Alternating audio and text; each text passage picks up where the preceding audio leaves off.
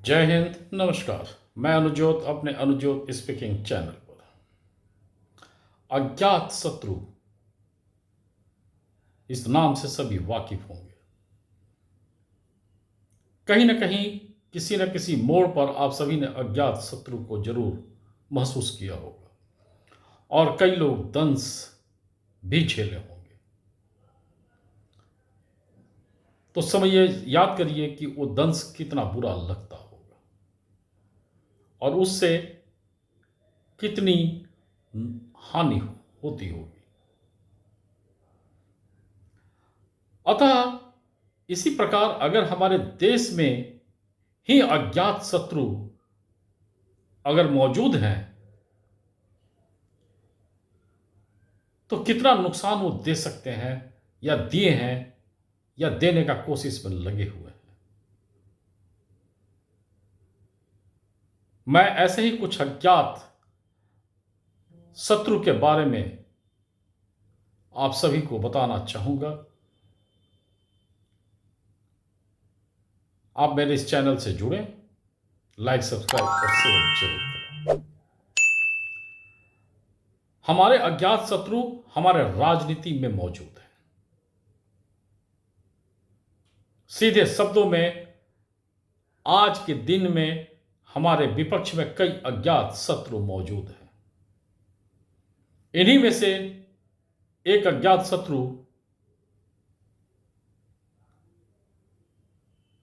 अज्ञात विदेश दौरे पर निकलते रहते हैं और अज्ञात विदेश दौरा जब भी वो करते हैं तो कोई ना कोई हलचल जरूर होती है। हिंदुस्तान के आंतरिक हिस्सों में भी हलचल होती है और हिंदुस्तान के बाहर भी हिंदुस्तान बदनाम होता है। आज 20 जून है और शायद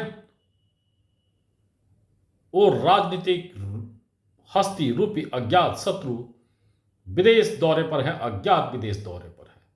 और अज्ञात विदेश दौरे पर जाते ही डोनाल्ड ट्रंप मुनीर को लंच पर बुला लेते हैं। जिस मुनीर को कोई नहीं पूछ रहा था, अमेरिका में रह रही पाकिस्तान की जनता उपहास उड़ा रही थी, हुटिंग कर रही थी, उस व्यक्ति को डोनाल्ड ट्रंप भोज पर बुला लेते हैं और विपक्ष के कई नेता इस पर हिंदुस्तान में तांडव करते नजर आते हैं।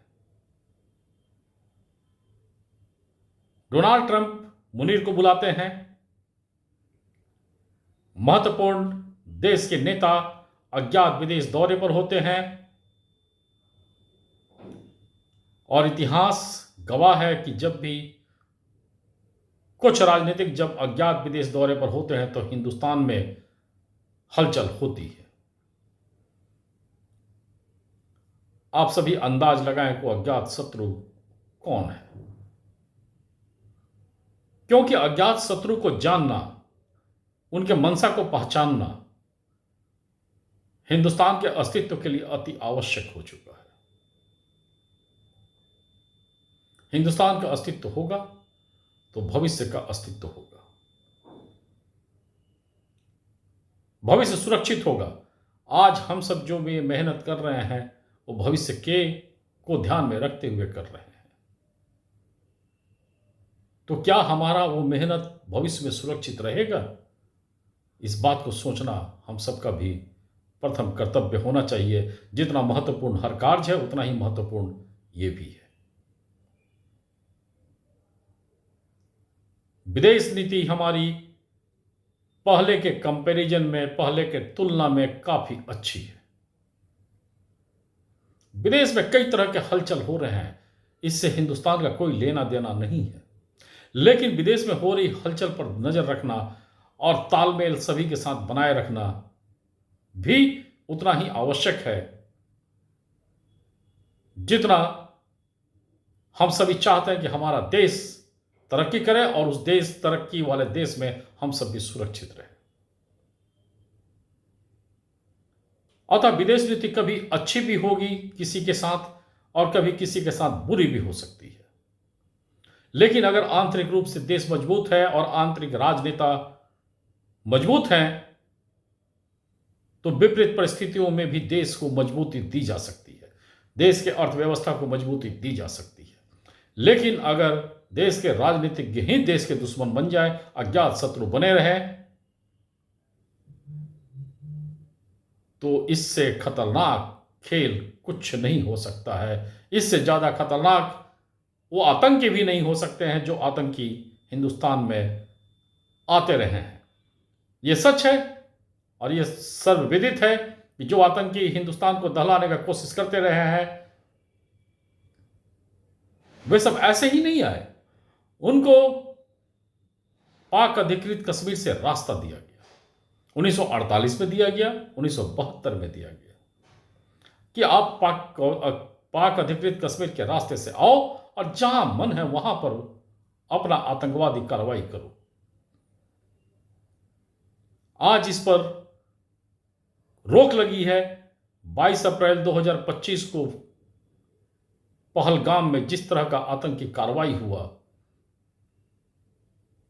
उसके बाद हिंदुस्तान ने जिस तरह का प्रतिकार दिया, आज 2 महीने होने को आ गए हैं, लेकिन कोई भी आतंकी घटना आंतरिक रूप से सुनाई नहीं दी है, सीमा पर भी सुनाई नहीं दिया है।